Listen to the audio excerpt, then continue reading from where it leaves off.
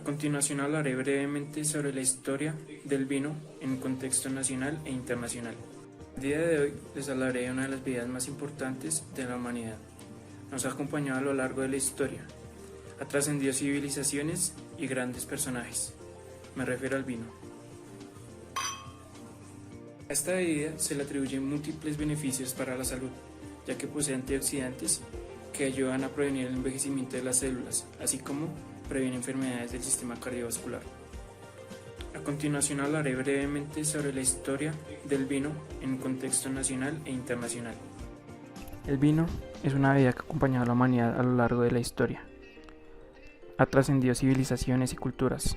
Se ha ubicado en el lugar más privilegiado de ellas. Las diferentes culturas han desarrollado a lo largo de los siglos diferentes técnicas para su extracción y elaboración, a una bebida considerada por muchos como la bebida de los dioses. El consumo de vino en el antiguo Egipto está constatado desde comienzos de su civilización, aproximadamente 3000 años antes de Cristo. A lo largo del desarrollo de esta civilización, el vino fue un producto demandado por las altas clases, tanto políticas como religiosas, considerándose un artículo de lujo al tiempo que está vinculado a ceremonias religiosas, dándose frecuentemente a los dioses como una ofrenda especial. El primer sistema implementado por los egipcios para extraer el zumo mosto de los racimos de uva fue pisarlos. Una vez pisada la uva, se separaba el mosto del resto de la pasta. El mosto o zumo de vino se colocaba en ánforas donde se terminaba de fermentar. Una vez fermentadas, las ánforas se sellaban con una tapa de junco o cerámica para terminar el proceso. El vino griego era muy distinto a lo que entendemos. Era muy oscuro y espeso, tanto que se tenía que beber mezclado. Se almacenaba en barricas, odres o ánforas de arcilla, que taponaban con tejido impregnado en aceite de oliva o grasa animal. Los griegos crearon un sistema revolucionario para extraer el vino. Depositaban la uva en un recipiente cilíndrico, por cuyo interior descendía un disco o émbolo que estrujaba los racimos. También se aplicó el principio de la palanca, para sacar el mayor partido de la uva, que soltaba así el máximo de jugo. La vid fue traída a América por los jesuitas españoles en la época de la conquista, con el fin de producir el vino, indispensable en las ceremonias religiosas. Aún hoy en día existen plantas de este tipo de uva que crecen silvestres en algunos lugares de Boyacá. El cultivo de la vid se extendió tardíamente, ya entrado el siglo XX, a pesar de haber llegado también con la invasión de los españoles al principio del siglo XVI. Un clima poco favorable y las dificultades para mantener los viñedos establecieron y convirtieron a Colombia en un país importador hasta la primera década del siglo pasado. Colombia actualmente es un país que no cuenta con unas cifras significativas de producción de vino, debido a, como lo mencioné anteriormente, las condiciones climáticas del país dificultan el desarrollo de la uva. Sin embargo, con el espíritu emprendedor, el estudio de algunas personas en algunas regiones del país, se ha logrado la siembra y el desarrollo de algunas variedades de uva que han producido vinos de muy buena calidad. Algunas de las iniciativas más representativas del país son Ain Karim, un viñedo ubicado en Villa de Leyva, Boyacá; el Parador Grajales, ubicado en el Valle del Cauca; el viñedo Sierra Morena, ubicado en el municipio de Zapatoca, Santander; y Viña Sicilia, que queda a unas horas de la ciudad de Medellín, en Antioquia. La producción a nivel internacional del vino la lideran países como Italia, Francia, España, Estados Unidos, Australia, China, Sudáfrica y Chile. Estos países destinan grandes superficies para desarrollar los cultivos de la vid en sus territorios, ya que poseen amplios lugares con las condiciones óptimas para el desarrollo de los mismos. Los principales exportadores lo lideran países como España, Italia, Francia y Chile, que son reconocidos no solamente por la cantidad de vino que exportan, sino por su calidad. Este es un mercado que mueve miles de millones anualmente y genera cientos de empleos. Actualmente se aproxima que este mercado mueve alrededor del mundo unos 30.000 millones de euros por año. Vamos a continuar con las actividades y necesidades culturales en la producción del vino. Hola a todos, mi nombre es Juan Manuel Garzón y continuando con el tema tan interesante del que viene hablando mi compañero, ahora hablaremos sobre la vid. también conocida como Vitis vinifera, perteneciente a la familia Vitaceae. Hablaremos un poco sobre sus requerimientos afoclimáticos y resolveremos la duda. ¿Es posible sembrar esta planta en Colombia, un país del trópico, para hacer un vino de excelente calidad y que a su vez compita internacionalmente? Además nos enfocaremos en los impactos ambientales que pueden surgir a raíz de esta industria. El tiempo es limitado para tan amplio tema, así que sin más preámbulo, comencemos. Para empezar, recordemos que la vid es una planta trepadora del tipo leñosa, que alcanza longitudes de hasta 20 metros de largo en estado natural. Tiene un tronco sinuoso cuya corteza se desprende longitudinalmente. Las ramas se denominan brazos. También tiene sarmientos, los cuales son plantas jóvenes que la vid produce una vez al año. De sus nudos crece una hoja y una flor, o una hoja y un zarcillo, los cuales son estructuras de sujeción para las plantas. El fruto es una inflorescencia de panícula pedúncula, más conocida como racimo. Entre sus partes, los que más destacan se encuentra el grano de uva formado por ollejo, pepas y pulpa. El ollejo, también conocido como cáscara, de la parte exterior de la uva y sirve para protegerlo de las inclemencias del tiempo y del ataque de microorganismos patógenos. A su vez, provee al vino de los taninos que hacen de esta bebida tan deseable, con tal olor, sabor y cuerpo, además de ese característico color, al igual que lo hacen las pepas y la misma pulpa, la cual representa entre el 80 y 85% del peso de la fruta, y de esta se extrae el mosto, del que más adelante hablará mi compañero.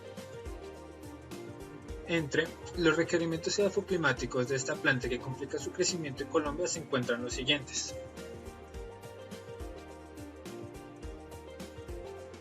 De lo anterior surge la siguiente pregunta: ¿qué problemas presenta frente a esto nuestro amado país? Bueno, pues el principal problema es su ubicación ecuatorial, lo cual restringe las horas luz que el cultivo requiere, pero a la vez es algo positivo, ya que en nuestro país no hay estaciones, o por lo menos no son tan marcadas, motivo por el cual la planta no tiene periodos de inactividad, lo que compensa en el ciclo fenológico el déficit de horas sol para la vid, y a su vez se pueden programar las vendimias en los periodos más favorables, y es así como comenzamos a dar respuesta a la pregunta: si en Colombia se puede dar el cultivo de uva. Para dejar el misterio de lado, hablaremos del viticultor colombiano Marco Quijano, lo cual demuestra que sí se puede. Y este hombre asegura que las tierras ideales para esta labor están en la región del Chicamocha Alto y Medio, por la reducida precipitación, los suelos pobres y las temperaturas óptimas. Esas condiciones también están presentes en el departamento de Boyacá, en el municipio de Nopsa, donde se encuentra el viñedo Marqués de Punta Larga, Villa de Leyva con Ain Karim y Sutamarchán con Umaña de Ajut. En estos municipios, los viñedos sumaron a la pasión de sus promotores la luz suficiente para desarrollar adecuadamente varias de las cepas más reconocidas en el mundo. Más de 20 cepas, entre las cuales tenemos el Chardonnay, el Merlot, el Cabernet y el Shiraz, entre algunos otros. Entre las labores culturales se encuentra la siembra de la plántula, la poda, las cuales pueden ser de formación y de producción, el deshierve, el riego, la fertilización, el control de plaga y manejo de enfermedades, y pues la primera cosecha, la cual se realiza después de 3 años, y después de esta primera cosecha se recibe una vendimia cada 8 meses, esto bajo las condiciones climatológicas de ciudades como Villa de Leyva. Después de la primera poda de producción se espera aproximadamente entre 120 y 125 días a que se dé el embero, lo cual es un cambio en la pigmentación del fruto a un tono más vino tinto. Desde ese punto se realiza una serie de test en donde se estudia el pH y se realiza un estudio de grados de bits para determinar el contenido de azúcar, ya que hay una relación de que cada 17 grados de azúcar produce un grado de alcohol en la fermentación alcohólica. Perfecto, ya vimos lo relacionado a la producción de los cultivos en Colombia, pero ¿y los impactos? Recordemos que una de las industrias que mayores impactos antropogénicos generan en el mundo son las agroindustrias, debido a que ocupa el 38% de la superficie del planeta, gasta el 70% del agua para consumo humano y genera el 29% de gases de efecto invernadero. Como impactos más representativos tenemos la eutrofización de cuerpos hídricos, lo cual en el país se puede presentar en algunos viñedos tales como los que se encuentran cerca de la cuenca del río Cauca en zona de alta pendiente, lo que a su vez genera cambio en los requerimientos de DBO y de QO, Además, se presenta un agotamiento en el recurso hídrico debido al riego por goteo que se requiere para estos cultivos. Otros impactos asociados varían según la región y los agroquímicos. Por ejemplo, el uso de cletodima o glifosato o eterfón genera toxicidad, y esta toxicidad no solo afecta al ecosistema ya intervenido, sino además atentaría contra la salud humana y otras especies en la zona. Y este efecto se puede agravar al no contar con elementos de protección personal, y más sabiendo que son compuestos persistentes. A su vez, el uso de agroquímicos también repercute sobre el suelo por acidificación, al usar fertilizantes nitrogenados que en contacto con agua genera hidrólisis, luego una nitrificación que libera hidrogeniones que a su vez disminuye el pH del suelo, degradando al mismo y haciendo casi que un círculo vicioso que hace cada vez más dependiente al agrónomo de estos químicos. Por último, el aire se contamina por la dispersión aérea de estos contaminantes que por modelos de dispersión atmosférica puede afectar zonas alejadas a dicho cultivo. Bueno, de esto aún queda mucho por hablar. Como les dije anteriormente, este tema es extremadamente amplio y se podría hacer casi que un video hablando simplemente de los impactos ambientales que se pueden estar generando en un viñedo y haciendo hincapié simplemente en un solo viñedo. Pero pues como también dije anteriormente, el tiempo es limitado y toca darle paso a las siguientes partes del video donde se explicará la parte de producción del vino y un plan de manejo para otros impactos que se quedaron sin tocar. Fueron los referentes al paisaje por adición de sustracción de elementos, uno muy importante que es un impacto positivo dedicado a la generación de empleos, ya que pues la agroindustria y toda la industria vinícola genera muchos empleos, tanto aquí en Colombia como en el resto del mundo. Y también pues la parte de las sinergias, cómo estas sinergias influyen en los impactos ambientales que se generan. Pero pues ya por ahora el tiempo se ha acabado. Los dejo con mi compañero Oscar, que les hablará acerca de la producción del vino, y no olviden beber una buena copa de vino colombiano de excelente calidad. Sí. Ahora bien, el proceso industrial de desarrollo del vino se suele dividir en dos etapas. La primera vendría siendo la maduración y el corte de la cosecha, y la segunda el tratamiento del fruto que da. Bueno, para la primera etapa, el primer paso que se tiene que realizar es la siembra. Para ello es necesario limpiar el terreno y distribuirlo en lotes a fin de llevar el control del cultivo. Ya luego se procederá a sembrar la variedad de uva que se desea, como la cepa Isabela, que produce un vino tinto. Una vez realizada la siembra, se tendrán que hacer las actividades de mantenimiento, y una de las más importantes es el proceso de poda. Esto ya que esto es una planta arbórea, trepadora, de crecimiento limitado que necesita cierto control en ello.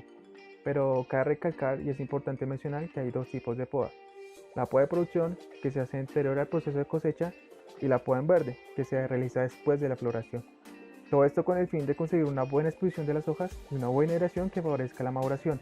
Pero es importante recalcar que este proceso genera gran cantidad de restos vegetales, de los cuales en algunas regiones se dejan al lado del cultivo para poder ser quemados posteriormente, y con ello no se hace una adecuada disposición final de estos residuos.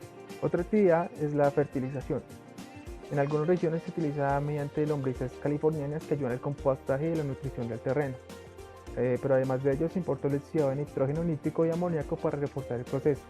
Y ya por último se utiliza el boro para el fortalecimiento de la uva. Ya otra actividad de mantenimiento es la fumigación, proceso muy importante ya que se inicia con el control de las malezas o malas hierbas, y en este control se prioriza a partir de la aplicación de medios mecánicos o biológicos. Ya si se considera la aplicación de herbicidas químicos, debe utilizarse Rauda, Orchai y Casumí para evitar el hongo llamado cenizo. 100 o 105 días del proceso de maduración, el cultivo comenzará un olor característico a uva, que atrae muchos pájaros, iguanas, roedores y murciélagos que dañan los racimos. Entonces, para evitar esto también se realiza fumigación con un repelente llamado Renecron. Todos estos productos generan un gran impacto sobre el medio ambiente y sobre el ecosistema. Y es que todos estos productos que se mencionaron se relacionan con la contaminación de los cauces fluviales y los acuíferos, pérdida de fertilidad del suelo y la reducción de las poblaciones de polinizadores y los depredadores naturales de plagas. Ya realizadas estas actividades terminaría la etapa de maduración y corte de la uva, que sería unos 120 días, aproximadamente 6 meses, y ya iniciaría la etapa de procesamiento de la uva. En esta etapa de procesamiento de la uva se realiza el proceso de producción de vino en toda su forma, es decir, pasa del fruto al líquido ya filtrado. Entonces el primer paso que se hace es el despalillado, el cual consiste en desgranar la uva, o sea, ya separar los granos de la uva del raspón pues es que este representa acidez al vino debido a su contenido en potasio, además que aporta sabores desagradables por la presencia de sustancias como los taninos. El segundo paso es el estrujado, en donde se rompen los granos de uva para poder extraer el mosto. El tercer paso venía siendo mayormente usado en vinos blancos, en donde la uva ya despalillada y estrujada se introduce en la prensa para poder extraer completamente el mosto y separarlo así del ollejo y las pepitas. El cuarto paso sería el desfangado, el cual consiste en dejar en reposo para que sedimenten los sólidos en su suspensión y así poder eliminarlos fácilmente posteriormente. Esto se realiza a bajas temperaturas para evitar así la fermentación. El quinto paso sería la fermentación alcohólica, en el cual las levaduras transforman el azúcar del mosto en etanol, ácido carbónico y una serie de productos secundarios. El sexto paso sería la maceración, en donde se deja el mosto en contacto con los ollejos de la uva durante la fermentación alcohólica. De este modo se extraen aromas, taninos y se obtiene el color característico del vino. El séptimo paso sería la fermentación maloláctica, en donde las bacterias lácticas transforman el ácido málico en ácido láctico y ya es el esencial en la elaboración de vino tinto para eliminar la acidez. El octavo paso sería la clarificación, que consiste en la adición de un agente clarificante, pues como por ejemplo la albumina de huevo o bentonita, el cual tiene carga electrostática y si una partículas en suspensión de carga contraria, pues ayudando así a que la precipitación por gravedad elimine estos excesos de taninos y otras partículas en suspensión. El noveno paso sería la filtración, en donde el vino se hace pasar por una superficie porosa con el fin de eliminar por completo los sedimentos. El décimo paso sería la estabilización. El depósito de vino ya se somete a bajas temperaturas para que se precipite el ácido tártico y evitar que aparezcan precipitados en la botella de enfriarla para su servicio.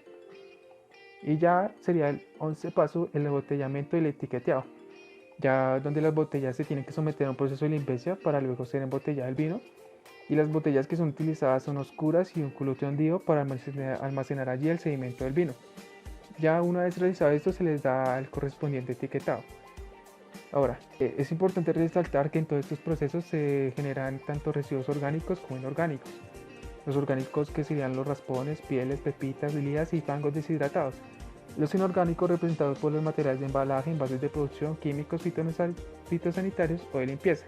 Asimismo, todo el cultivo como las bodegas utilizan grandes cantidades de agua. Además existen evidencias de que el 70% del consumo de agua en las bodegas se convierte en agua residual, al igual que presenta un bajo pH, elevada concentración de sulfuros y sodio y materia orgánica que produce eutrofización. Una vez realizado esto ya se realiza el proceso de comercialización. Aunque en la parte de comercialización se presentan problemas a nivel local, pues por la gran cantidad de importaciones de vino que se da en el país, además de la incipiente cultura de vino en el país, pues es que en Colombia solo se toma en ocasiones especiales esta bebida, más que todo en los meses de noviembre y diciembre, y que principalmente la bebida de mayor abundancia es la cerveza, seguida por las bebidas espirituosas y luego el vino. Pero aunque representa estos problemas, esto ha ido cambiando paulatinamente. Y es que actualmente esta bebida no se limita solo a las grandes clases sociales o a los hoteles o restaurantes con gran categoría, sino que esta bebida es cada vez más apreciada y tomada por todos. Y a modo de ejemplo, en una década el consumo ha pasado de ser una copa por habitante a más o menos 1.5 litros por habitante al año. Y en donde la ciudad donde más se consume esta bebida es Bogotá, la capital. Asimismo, durante el periodo 2012 a 2013 se registraron altas tasas de crecimiento tanto en términos de valor como de volumen, pues los litros importados crecieron a una razón de un 8% anual en promedio y los dólares aumentaron en un 12% anual. Y es que con todo ello Colombia se ve compitiendo a nivel nacional con diferentes países importadores. Ya representa más o menos un 51% de los vinos consumidos aquí en Colombia. Pues es que más que todas las producciones de otros países que se encuentran concentradas en Colombia son Chile y Argentina con un 55-22%, España el tercero y por último Francia. Aún así Colombia a nivel local les está dando la batalla y cada vez se ve más fortalecido en este sector económico. Esto se ve que hay una marcada preferencia por los vinos tintos. La uva Isabela con un 35% del volumen consumido, seguido por los espumosos con un 19%, los blancos con un 7% y finalmente los rosados con un 3%. El 36% se divide entre los vinos de frutas y otros. Y por último, Aunque se supone un reto la comercialización de vino en el país, se ve que esto ha cambiado lentamente y que se puede generar más oportunidades para los productores. Aún así, pues queda un gran camino por recorrer, pues si se quiere llegar a generar un producto competitivo, se debe pelear con los grandes productores a nivel mundial, los cuales para el 2017, según un informe de la Organización Internacional de la Viña y el Vino, hoy son Argentina, Portugal, Alemania, USA, Sudáfrica, Australia, Chile, Francia, Italia y liderando España. Ahora, para hablar del proceso industrial de desarrollo del vino, cabe aclarar que Colombia presenta ciertas dificultades tanto por el clima como por el suelo en el que estamos, pero que aún así esto no ha sido límite y se han avanzado en proyectos como es el caso del viñedo Aicarín en el municipio de Sutamarchán, Boyacá, que hoy en día produce más de 5.000 litros en cada cosecha. Esto lo ha convertido casi que en un laboratorio de los viñedos. Una vez dicho y hablado acerca del proceso, se procederá a hablar del manejo ambiental que se debe dar, esto a cargo de mi compañero Samuel. Tras la presentación de mi compañero, yo seré el encargado de presentar ante ustedes las medidas de manejo formuladas en 3 diferentes estudios del sector vitivinícola. Así que sin más ni más, comencemos ya con eso. El primer estudio abordado es gestión ambiental de la vitivinicultura, aplicación del cuadro de mando. Este trabajo propone un modelo de gestión ambiental para la industria del vino en San Juan, Argentina. Primero pasaremos a conocer los impactos que dicho estudio identifica, empezando con el consumo de energía, ya que se estima que la refrigeración requiere de un 50 a un 70% del total de energía utilizada en una bodega. El consumo de energía en refrigeración es producido especialmente durante la vinificación del vino blanco y otras operaciones de proceso como las operaciones prefermentativas, fermentativas y postfermentativas. Otros usos de la energía incluyen bombeo, obtención de agua caliente, enfriamiento de la bodega, operación de la maquinaria, accionamiento de sistemas de aire comprimido, iluminación, acondicionamiento y operación de equipos de oficina.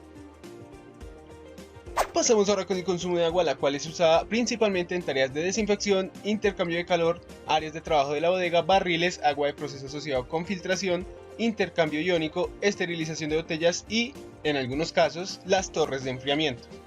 Pasando ahora con los residuos sólidos, estos son generados directamente desde la producción del vino y incluyen el orujo, sólidos de tierras filtrantes y residuos de levaduras de barriles y de tanques. El orujo de uva es generado en los procesos iniciales de molienda y prensado. Está compuesto por piel, escobajo y tallos de uva. El prensado es para remover los sólidos luego de la operación de molienda en el vino blanco o de fermentación en el vino tinto. Y por último pasaremos a las emisiones gaseosas, donde las principales emisiones en la industria del vino provienen de los procesos de sulfitación y fermentación, así como también desde las calderas. Durante la realización del primer proceso mencionado se emite dióxido de azufre SO2, mientras que el proceso de fermentación produce dióxido de carbono CO2. Las calderas se utilizan para suministrar agua caliente y vapor a las diferentes actividades productivas. Una vez conociendo estos impactos, pasaremos a las iniciativas o las propuestas de manejo contenidas en el mismo estudio. Primero empezaremos con las iniciativas estratégicas para margen bruto de utilidades y consumo específico de energía, en las cuales tenemos en la número 1 los techos reflectivos. Esta iniciativa sugiere el recubrimiento de los techos de las edificaciones de las bodegas con pinturas reflectivas para disminuir los efectos del sol sobre el proceso interno y las áreas de oficina. Esto reduce los gastos de refrigeración en el proceso, ya que un estudio realizado en el Instituto Tecnológico de Mexicali y la Universidad Autónoma de Baja California reveló que recubrir los techos de concreto o de lámina con algún tipo de pintura reflectiva elastomérica de venta comercial puede reflectar desde un 30% hasta un 90% de las de luz y la radiación incidente sobre la superficie, siendo esta una alternativa importante ante el uso de aire acondicionado en las instalaciones. Como segunda medida en el tema energético tenemos adecuar la potencia de la iluminación, cambiando la iluminación proporcionada por lámparas incandescentes a lámparas fluorescentes. Esto se ve a que la potencia de una lámpara fluorescente compacta es entre 20 al 25% mayor que una incandescente. Aunque proporciona el mismo nivel de iluminación, consume entre un 75 y un 80% menos de energía. Ahora saltamos a la iniciativa estratégica para disminuir el consumo específico de agua o implementación de tratamiento de agua. La iniciativa consiste en el diseño y la construcción de una planta de tratamiento de agua residual para la bodega vitivinícola con el fin de ser reutilizada, principalmente en las operaciones de lavado. Los vertidos de los procesos de las industrias alimenticias, sin importar el tipo, normalmente contienen en mayor proporción materia orgánica, lo que sugiere que el tipo de agua residual sea tratada previamente por diversos sistemas para disminuir la carga de contaminantes del efluente generado y así poder ser empleada de nuevo en el proceso. Y pasamos ahora con el último, es el programa de chimenea de extracción y tratamiento de gas. Esta iniciativa estratégica tiene como finalidad corregir las emisiones de CO2 producidas durante el proceso de fermentación del vino, de forma tal que se pueda retener y posteriormente tratar. Se sugiere que en el área del proceso en donde se encuentran los fermentadores se coloque una chimenea de extracción, la cual no debe tener salida directa a la atmósfera, sino a un tanque de almacenamiento donde se llevará a cabo el proceso de tratamiento del CO2. El producto principal de este proceso es el carbonato de sodio y el agua es el producto secundario. El carbonato de sodio puede ser vendido dependiendo de la cantidad que se logra acumular, ya que este compuesto es utilizado en la elaboración del jabón. Lastimosamente en este estudio no se planteó una alternativa para los residuos sólidos, así que partimos al siguiente estudio, el cual nos tiene una respuesta a esta cuestión. Así que pasamos al sistema de gestión medioambiental del diseño y construcción de una bodega con cubierta solar para la elaboración de vinos generosos. Según este estudio, resulta necesario fomentar un mejor uso o eliminación de los residuos, como puede ser el caso de usar siempre que sea posible los restos orgánicos de proceso a su uso como materia prima en otros procesos productivos distintos. Así, por ejemplo, los raspones se pueden emplear como abono orgánico del viñedo, una de las principales fracciones de residuos generados en las bodegas para generación de energía, alimentación animal y o elaboración de fertilizantes orgánicos o compost. Asimismo, los orujos, raspones y lías son susceptibles de aprovechar o reutilizar como entrega vínica al destinarlos a las alcoholeras. Las heces, lías, raspones deben recogerse en contenedores abiertos, ya que almacenados directamente sobre el suelo pueden provocar fugas y derrames que, además de constituir una pérdida, pueden ocasionar la contaminación de los suelos. Y ahora por último pasaremos a observar dos medidas del estudio: análisis de impacto ambiental y opciones de mitigación para la industria vitivinícola, mediante un análisis de ciclo de vida, realizado en la Universidad de Chile. Vamos directamente a ver los que son las dos medidas de mitigación y factibilidad, empezando con el cultivo orgánico. Este artículo nos lleva hacia las llamadas agriculturas biodinámicas u orgánicas, que buscan la reducción e incluso la eliminación total del uso de fertilizantes, herbicidas y plaguicidas nocivos para el ambiente, con el fin de cuidar el entorno donde se desarrollan y mantener intactas las condiciones naturales de los factores abióticos. En un viñedo orgánico se intenta modificar mínimamente las condiciones naturales del sector donde se encuentra, y para ello se trabaja solo con elementos naturales de la flora y de la fauna, con el fin de combatir las plagas, fertilizar y alejar depredadores. Tal es el uso de gansos y gallinas en viñedos para controlar plagas de ratones y otros roedores en Chile. En el estudio se estima que los vinos obtenidos de viñedos cultivados con estas características podrían cobrar un adicional de 10% al precio actual, ya que se clasificarían como vinos orgánicos. Y por último pasamos al cambio de uso de pesticidas, ya que se da un uso de una cantidad superior a los requerimientos reales del cultivo, lo que va a generar filtración y emisiones de sustancias nocivas para el ambiente. El fertilizante que se encuentra en la mayor parte del impacto es la urea, que tiende a volatilizar y que es utilizada con base a recomendaciones y no evidencia científica o mediciones del requerimiento específico de los cultivos a fertilizar, es decir, sin conocimiento previo de los requerimientos del mismo cultivo. Una opción es cambiar el uso de urea por otros fertilizantes con contenido de nitrógeno como amonios y nitratos. Los preferidos en cuanto a susceptibilidad son los nitratos, ya que son menos volátiles, evitan la tarea de volteo de la tierra al ser aplicados, son absorbidos inmediatamente por la planta y evitan la acidificación del suelo. Además, estudios aseguran que la utilización de nitratos sobre amonios resulta más eficiente a la hora de la absorción de la planta. Por ejemplo, haciendo la comparación entre nitrato de potasio y sulfato de amonio, se obtuvo que para suelos arenosos la tasa de absorción alcanzó 60 y 40% respectivamente. Cabe resaltar que estas medidas no son medidas de manejo perfectas, es decir, antes de su aplicación en campo se debe realizar un análisis de las condiciones tanto del viñedo como de la planta productiva. Esto con el fin de ver la factibilidad de dichas medidas o incluso, mejor aún, adaptarlas a las condiciones locales del proyecto para su correcta aceptación y funcionamiento.